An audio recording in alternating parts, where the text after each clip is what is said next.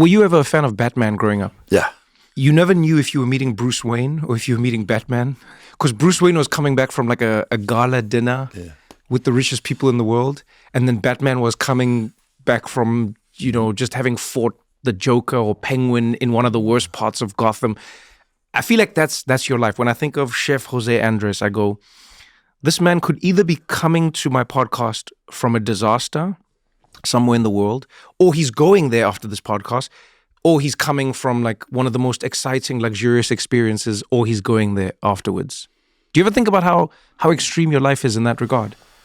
Yeah, it feels that way at times, and it's no easy at times.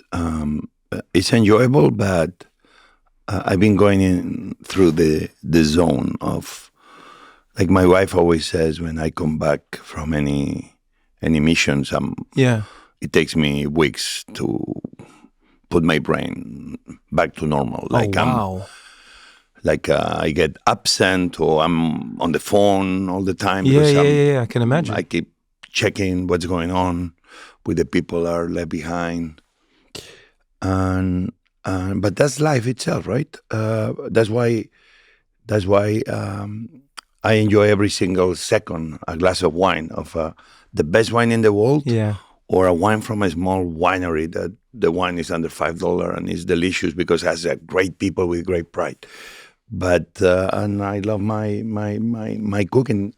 My way to feel holy is just get in the kitchen, go to the market, chop, making sure I have all the ingredients I want, and I start cooking all day. And the way for me to give love to people can be very fattening because it's in the word, in the form of food. But I have a hard time forgetting. At least one part of my brain is always active in that sense. Yeah. Since the days I began, like so many other people around the world, volunteering in a soup kitchen in Washington, D.C. Yeah. Is that how it all began? Very much, 1993. This is Central Kitchen, a fascinating place. But then cooking is one thing, but then when you go on the shelters or on the streets and you even engage in conversations and even people you get to know, but then I go back to my beautiful house in my apartment or in my beautiful new home, and I know it's going to be people sleeping on the street that day. And sometimes you feel that moment that life is like a lottery, that some of us, we bought the winning ticket. Yeah. And other people don't even know there is a lottery. Damn. And life sometimes can be complicated like that because sometimes people are put through moments in their life that maybe they made the wrong decision, and sometimes it's not even making the wrong decision. Yeah, it's not even a decision. You didn't even have an opportunity to make a decision. I had a lot of chances to make decisions and people that support me through those decisions. Yeah. And this was in D.C., in the streets, but right now, I have a hard time forgetting about what's going on in Ukraine, forgetting what is going on in Gaza, places I've seen. And your brain sometimes is kind of going through, you cannot suffer like the way those people are suffering. Right, yeah. But a part of your brain is almost trying to maybe understand what they're going through, and it's difficult to forget sometimes. And that's why every time it's a moment to enjoy. Also I like to enjoy it because life is too short not to enjoy every moment. You have the opportunity to do so. Even the people in those areas, in Gaza, recently we reached 1 million meals a day with more than 80 kitchens. And it was like a celebration. Right. Everybody was celebrating. I know some people that were, why are you celebrating? The people of Gaza are going through, I'm not celebrating. They are celebrating. Yeah. People forget that even in those moments of mayhem, people need celebrations because it's the only thing that carries them to live another day, thinking that there is light at the end of the tunnel, that there is hope, that things may be terrible today, but things can maybe one day go back to where they were before. Yeah, I think the biggest misconception people have about other people who are struggling is that they don't have the full access to their humanity. Do you know what I mean? Like, people don't think that like a homeless person has friends. People don't think that somebody in a disaster zone has emotions. They tell a joke. They laugh with their friends.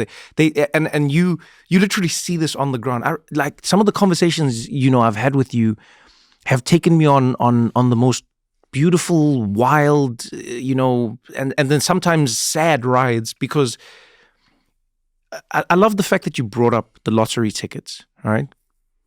Because we don't even get a chance to buy it. Like, where are you born? Who are you born to? And then a bomb drops on where you live, or a hurricane hits, or an earthquake, and all of a sudden, your whole world is gone. Like literally, your whole world has changed overnight, and now you are the person that you never thought you would be, and you don't have the most basic thing, which is a meal.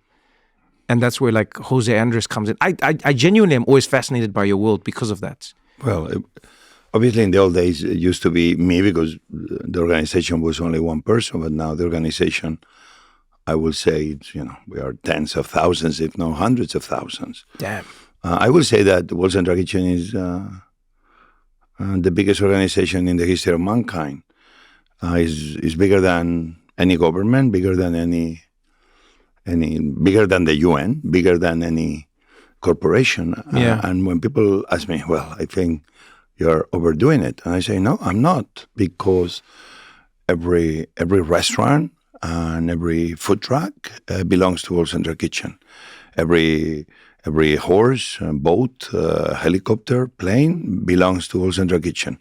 Every gas station belongs to World Central Kitchen. Every canoe belongs to World Central Kitchen. Every person that you see is part of World Central Kitchen. Yeah. What happened? They don't know it yet. But in the way we arrive, it's like, in an emergency, it's like almost you have to take ownership of everything you see and put everything you see at the service of bringing aid to people. And when you think that way, everything is much simpler, because you come with the software, with the heart, with the brain, but it's all about software. What can we do with what we have? Not waiting for things to come, but what can we do with what we have on hand? And that way you start providing relief day one. In Gaza, before even we had huge quantities of food, we realized that was fish farms that they were not working anymore very well, and the fish was going to be dying in a few days. And we began buying from that fish farms, and we were giving grilled tilapia fish to everybody we were trying to help in Gaza. You see, World Central Kitchen adapts.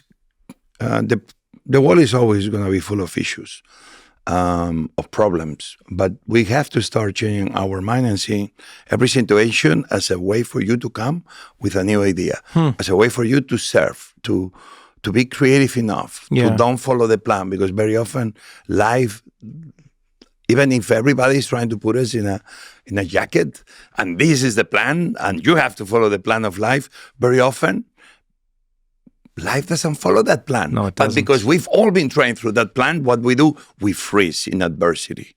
What we need to start doing is embracing the complexities that life puts in front of us, seeing them like a test of life, and start getting ready and trained to adapt to the circumstances, where every chance is an opportunity for you to show the hidden side of yourself you didn't even knew existed. We all have that power. Yeah. We only need to believe in that power.